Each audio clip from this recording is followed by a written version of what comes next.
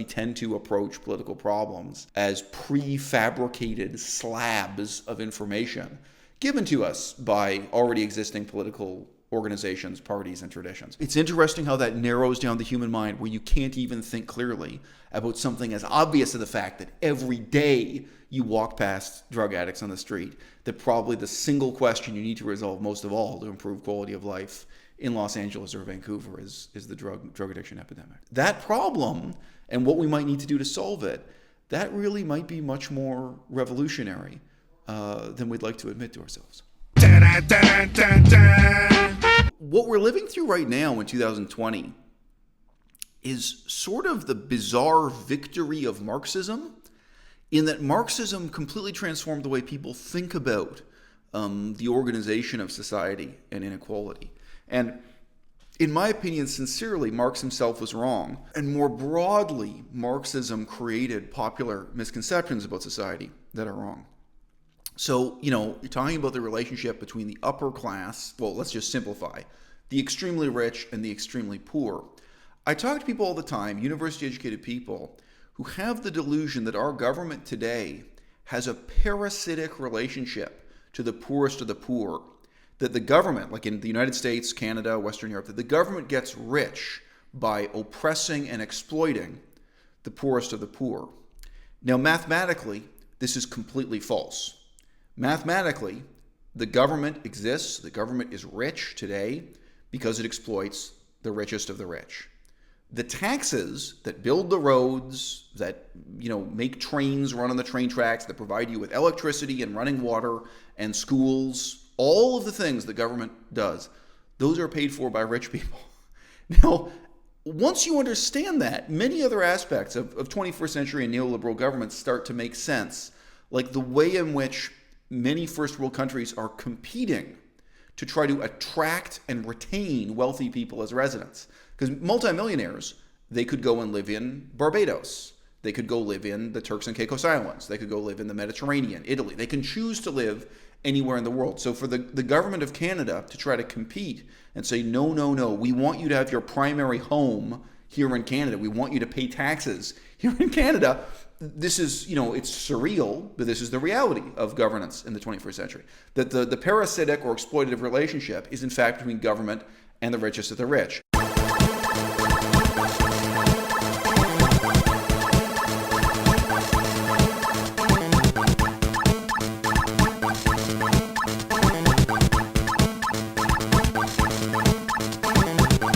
And the poorest of the poor, not only does government not thrive on oppressing them, they're a net loss for government.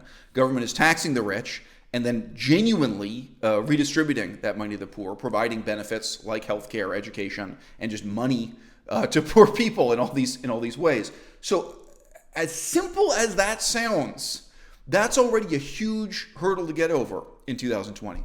Now, where does that vaguely Marxist delusion comes from? It comes from what Karl Marx and Engels had to say about the French Revolution, basically. The image we get of the French Revolution, again, sort of a mainstream Marxist, frankly, but mainstream retelling of the fable of the French Revolution was that the king and the aristocrats were rich because they exploited the poor, as if the poverty of the poor created the riches of the ruling class. And that therefore, this sets up the Marxist fable of communist revolution. Therefore, the way to progress was for the poor to rise up and tear down the aristocrats and presumably distribute these riches among themselves. So presenting the aristocrats as a parasitic social class, as if they accomplish nothing, as if their money comes from looting and pillaging the poor, which is, again, it's just kind of mathematically untrue. I mean, really think about that. So there's a man in a castle who has a bunch of horses, and he goes down into a village and steals from the poor people. That's how he gets rich. Really? Are you sure about that? The reality of what was going on in the whole century leading up to the French Revolution is that aristocrats were the people opening factories. Aristocrats were the people pushing forward scientific progress, including at that time the inventions of the first computers No, I did not misspeak. And yes, I've seen these devices in museums. I haven't just read about them in books. Computers, reckoning machines, as they're often called, that were made on having metal cylinders that would spin and click into place to compute large sums. That included the government computing taxes, by the way. How much money, you can imagine, you get into numbers in the millions. It's very difficult to do that math on paper. So the development of reckoning machines, and you can, the history of any one of these machines, it's always going to be the baron of a certain place, or the viscount. There were all these people with aristocratic titles who came together and put their money together and employed a scientist and employed some craftsmen and metal workers to make this computer. Breakthroughs in the sciences, breakthroughs in industry, really positive progress was being accomplished by aristocrats. And again, if you even just read philosophy from this time, many of the philosophers who are complaining that the poor are oppressed and downtrodden are themselves aristocrats. They're aristocrats who are, put it this way, to say that the aristocrats were human beings like you and I, it's really an understatement, because in their society, they were the only people who had an education equivalent to what you and I may take for granted. And large parts of society were illiterate, were incapable of doing math, were incapable of knowing things that, again, today we presume even the poorest of the poor will know. We start with this notion of aristocrats that really does come from Karl Marx and Engels writing their assessment of what happened in French society, and then to some extent, they don't do a very good job of trying to transpose this pattern onto German and British society. But they have their fable of what happened with the French Revolution. And then, amazingly, because Marxism is a failed ideology in some ways, the triumph of Marxism is that it's kind of hypnotized our whole culture into thinking this way about social class to this day. And, even people who are rich themselves, I've found this so many times, it's very strange what a kind of self-hatred they have, that they feel they have to apologize for being a bank manager and so on, that they can't see something heroic or positive or noble in being born rich and having those advantages and doing something positive with them, saying, hey, I have extraordinary opportunities, and it may be unfair that I've got them, but hey, just step back and now look what I can do with it if you give me a chance.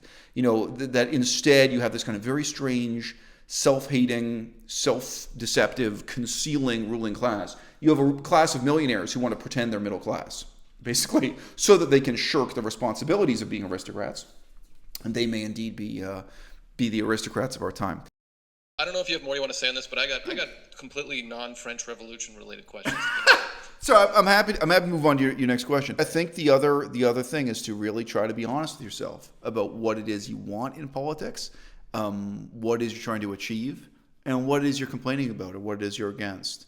And it's very easy to sign up for the political program presented to you by a party or a faction, whether it's left wing or right wing, and not to go through those steps. What is wrong with life in Los Angeles, California, to take an example? I think anyone who's really, really honest with themselves would have to admit that, drug addiction is one of the largest problems in Los Angeles. Perhaps you feel this way about Vancouver, perhaps not. And that the nature of the problem and the nature of the solution, it doesn't fit into any of these simple ideological categories. Like, it's not, the problem with drug addiction isn't that the working class is being oppressed by the aristocrats, or that it's also not giant corporations or this kind of stereotype discourse. Like, there are a lot of hackneyed political discourses. And also, of course, I don't believe some kind of right-wing fable that the reason why people are drug addicts is because they've turned away from Jesus or, lost their faith in God or something. If you're just really being honest with yourself about what is the problem, like, maybe part of my problem is I have a daughter and my daughter can't play in the park because there are drug addicts there, lying out, sometimes literally dying. We had a dead body in our park a couple weeks ago. A guy died of a drug overdose right in front of us. Obviously, this is only one example, but it's so obvious, and we seem to be so incapable of dealing with it. I think because we tend to approach political problems as prefabricated slabs of information given to us by already existing political organizations, parties, and traditions. It's interesting how that narrows down the human mind, where you can't even think clearly about something as obvious as the fact that every day you walk past drug addicts on the street, that probably the single question you need to resolve most of all to improve quality of life in Los Angeles or Vancouver is the drug addiction epidemic. That problem and what we might need to do to solve it, that really might be much more revolutionary than we'd like to admit to ourselves. I know what to do, but there's a difference between knowing what to do and being desperate enough to actually do it. And it's very painful to be that desperate.